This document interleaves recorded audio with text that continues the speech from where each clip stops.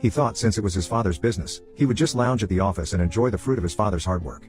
His father tried to instill seriousness in him and teach him business lessons, but David was not ready to learn. He wanted the money to be served on a platter, but his dad got no chills. After enduring him for 2 years, he threw him out of the company and said he could join it only after working for 5 years in other companies. I hated his dad for doing this because we were planning to have a child, but his firing delayed our plan. Back then I used to believe whatever David fed me. He used to paint a picture that he was right while his dad was a miser and tough. In retrospect, I think his dad was right all this while and I was dumb to believe him blindly. After a lot of struggle and some firings, David got a stable job. We started planning for a baby. That's when the real problem began. Months after months went, but we got no luck in seeing the 2 lines on the pregnancy test. After trying naturally for more than 2 years, our doctor suggested we go for IVF. It was a draining process, in all ways, physically, mentally, and of course financially. Our medical bills were already over the roof in 2 years, and then on top of that, opting for an IVF was yet another challenge. We were certain of having at least 1 child. I should say I was adamant about having a child. David was not passionate like me but didn't deny having a child. He did what he had to do to conceive. When the doctor explained the process of IVF, its success rate, and medical bills, David flipped out. It is quite natural for anyone to flip out given the money you have to put in and the poor success rate. I said I wanted to have a child even if that meant emptying all my savings. David said I was on my own in this because he's not liking his job and would quit any time. He said though he's going to support me in this, but he's okay even if we don't have a child. I was so blind to become a mother that I didn't see any of the red flags. Thankfully my career was going well amidst all the medical troubles in my life. I liquidated all my savings and started the process. It was a harrowing experience, to say the least. I thought I had already undergone 2 years of treatment with several hormonal injections and endless medicines. I can endure IVF process, how hard it could be. But it was difficult. After a while, I lost the count of injections I had been through. To add to my distress, our first attempt failed. It was so heartbreaking that I didn't get up from the bed for days. The doctor briefed us for the next attempt. Physically and mentally, I was ready to give it a shot again, but finance was a concern. My savings were gone already. I asked David if he could spare something for this. After a lot of to and fro, he gave me $3,000, which was like 5% of the money we needed. I borrowed it from friends and family and went for another attempt. Dang, it failed too. This failure hurt more because now I was in debt and still childless. I gave up on my dreams of becoming a mother. My friend working at a bank suggested medical loans. Without thinking twice, I applied for it and went for the 3rd attempt. You see the desperateness. David was against it. Even my family said it was futile to spend so much money without any guaranteed success, but something in me urged me to go for it. David got hostile to my decision. Ever since we started our IVF process, he has been distant from me. I thought it was due to my crankiness. Hormonal injections come with a hell amount of mood swings and terrible effects on your health. Our sex life became negligible. I thought once we have the baby, everything would fall into place beautifully. I failed to sense that things had already fallen apart. During our 3rd attempt at IVF, after doing his bit, giving his sperm, he said he wanted to go on vacation because he was mentally exhausted. I wanted to punch him on the face for his whining. He couldn't even fathom what I was going through, endless injections, mood swings, sleepless nights, yet he was the one who needed the vacation. With so many things going on in my life, I ignored his tantrums to be dealt with in the last and let him do whatever he wanted. When he came back after his 2 weeks vacation, I rushed to give him the good news. I had conceived. He gave me an awkward hug and was uncomfortable the entire time. I thought he was just overwhelmed. After nudging him, he confessed he wanted to break up with me. The reason? He found comfort in another woman. That 2 weeks trip was not to relax his mind from the IVF stress but to make up his mind for his mistress. He went on the trip with this woman to see if he could live with her and he found himself happier than ever. He said he never felt that spark with me which he got with her. He was basically cheating on me while I was draining myself with all my might to have his baby. I'm not going to describe how I felt that day. I can't describe it actually. Just imagine your husband saying that he had been sleeping with another woman and want to leave you when you're just 1 week pregnant, and that too in your 3rd attempt at IVF. My body was sore with the months of treatment and now I had to prepare myself for a healthy pregnancy and childbirth. I said, F off, I don't want to deal with you. The next morning when I woke up, he was gone with all his stuff. I called his workplace and got to know he had quit his job months ago. When I called his friends, I got to know that he had borrowed money from them and had been ghosting them. No one knew where he was. There was no trace of him. He abandoned me with an unborn child and piles of debts. It had been 9 years since then. I was blessed with a baby girl. In that vulnerable situation, my Phil came to my rescue. He cleared off David's debts as well as my medical loans and the debts I had incurred during the IVF. He also paid the hospital bills for my delivery. Mill and Phil supported me throughout my pregnancy and even after that. Until I went back to work, Phil sent me money for monthly expenses. After I went back to work, I stopped taking help from Phil. I made decent money to be able to take care of my daughter.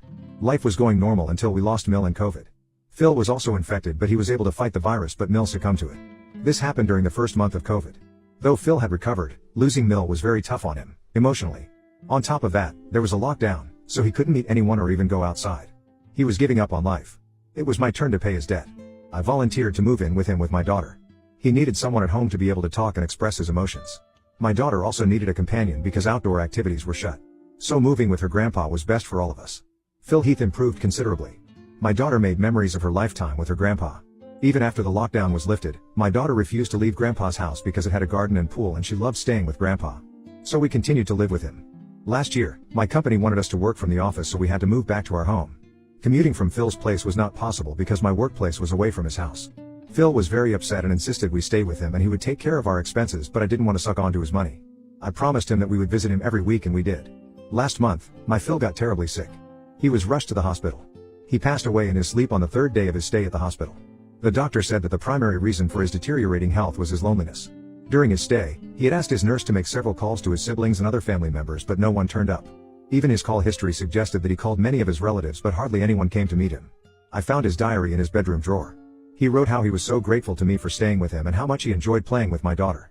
After his death, I called up all the relatives to inform them about Phil's demise, and surprisingly everyone showed their interest in attending the funeral. It's funny because no one showed up when he was alive. During his funeral, David showed up. God knows how he came to know about Phil's demise. He must have been in touch with some relatives who gave him the news. After the funeral, we got a call from Phil's lawyer to visit his office for the will disclosure. It goes without saying that all of Phil's wealth would have gone to David since he was the only son. I told the lawyer that I don't want to be there since I had no business in that will reading thing. He insisted that I be present because it was important.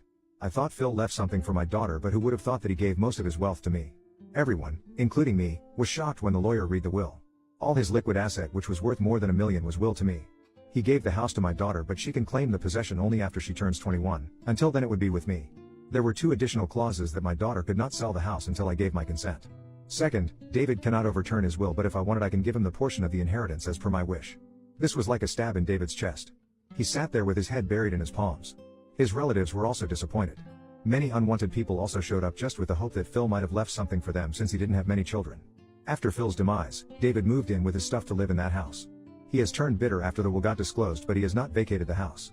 I thought he would move out of his own since the house is no longer his, but 1 month has passed and he shows no mood of leaving the house. He has also been blaming me for ripping off his inheritance. He is saying that I manipulated Phil to change the will to my name. Yesterday, I called him and asked him to vacate the house because it is no longer his. He started yelling at me that he was not going to leave the house and would contest the will and rip me off everything. David's relatives are calling me bitch. Even some of my friends and relatives are making me feel guilty about accepting Phil's property because it was originally supposed to be David's. They're saying that just because he abandoned me, he cannot lose his chance of having the inheritance. I don't know what to do. Any fresh perspective is welcomed. Update 1. Thanks for the outpouring love and support. You guys were right in saying that my Phil gave me an opportunity to take my revenge on David. He must have definitely known that his loser son would show up at his funeral to claim his inheritance, and that's why he made an uncontested will. I was never interested in Phil's money, but Phil gave me an opportunity to extract my revenge on David, and I'm not going to miss that. I cannot let David waste the hard-earned money of his dad. As I mentioned that David was still living at Phil's house, I asked Phil's lawyer to send an eviction notice to David. He lost his shit when he got the notice.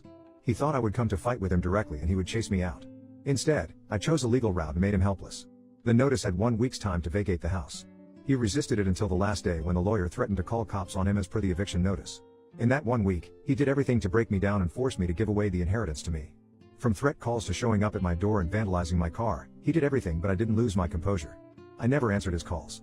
If he called from an unknown number, I would hang up or remain silent and record it. If he showed up at my door, I would never answer the doorbell. I have a camera installed at my door and I meticulously save the recordings of all his nuisances to be used against him. He vacated the house, but he filed a case to overturn the will. I don't understand the law jargon, but my lawyer said David's case was weak and there's no way he could win in the courtroom. My lawyer cautioned me that the only way David could get the inheritance was by manipulating me, so I had to be strong. Meanwhile, I also sent divorce papers to David. He couldn't believe that I wanted to be separated from him. He said he didn't want to be separated from me, that's why he never divorced me. Really? As far as I remember, you moron abandoned me 9 years ago. A piece of paper doesn't define togetherness or separateness. We're separated for 9 years. Divorce would just make it official. The divorce proceedings haven't moved ahead yet. But we are in a tussle for the inheritance. David has crossed all boundaries of modesty. He was accusing me of brainwashing and forcing Phil to write his will in my favor. This allegation was still okay to take. But he took the bitterness too far and alleged that his father was on drugs and was not in his senses while modifying the will. David was the heir of Phil's first draft of the will. It was only he abandoned us. Phil updated the will and gave me a portion of his wealth, but the majority was still with David. But when we started living with him in his final days, Phil made the final version and divided his wealth between me and my daughter. David played his card based on the timeline of updates. His lawyer made a point that I had manipulated Phil to change everything in my name. This has happened in the very first hearing. My lawyer gave me a heads up that it might get far uglier with each hearing, so I have to be stronger. I don't know what else is about to come, but I'm certain I can endure it. Update 2. Hello all, it's been a long time since I updated it. People who were following my post, I'm not sure if they are still interested in reading this thread. As the case was critical and ongoing, I was instructed by my lawyer not to reveal any information publicly. It might have been used against me.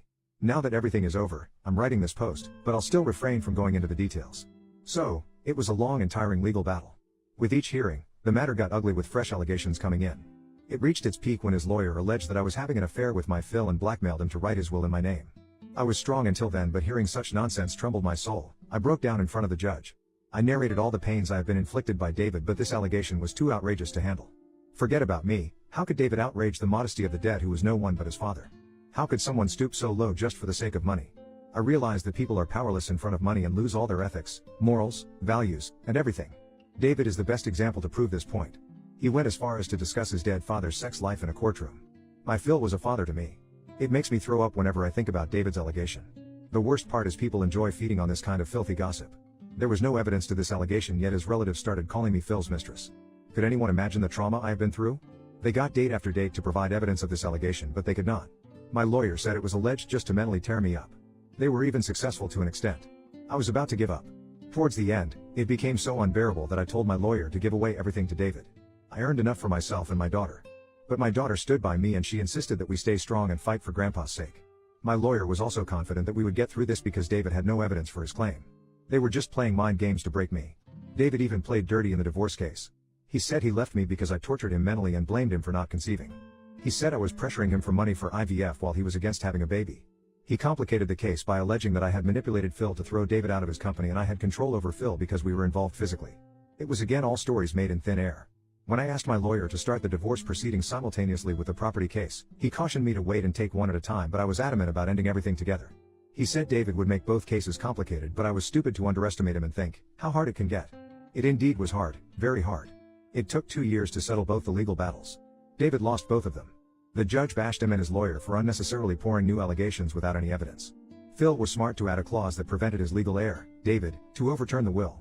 For the divorce case, I had enough evidence to prove that he abandoned me for his mistress. The divorce is final now and I have no business to do with David. He vanished after losing both cases. I heard David had borrowed money from his loser relatives for the legal battles, promising them a portion of wealth. Sadly, they have put a bet on a losing horse who fled after the loss. Now they are trying to act sweet with me, but I have blocked all of them. I have recruited security for Phil's house. Don't want to deal with any trespassers again. As the place is far from my office and my daughter's school, we might not move into that house in the near future, but we are not going to leave it vacant. My friend suggested renting the house for social events, but we have to make some structural changes. I'm yet to think about it. It might seem like a happy ending, but I can't feel that happiness yet. It was a difficult time. David broke me down so badly that I had to seek therapy. I don't know if ever my life would be easy. I don't remember having a good day for a long time. I know I sound sadist. Yes, I need a few more sessions of therapy.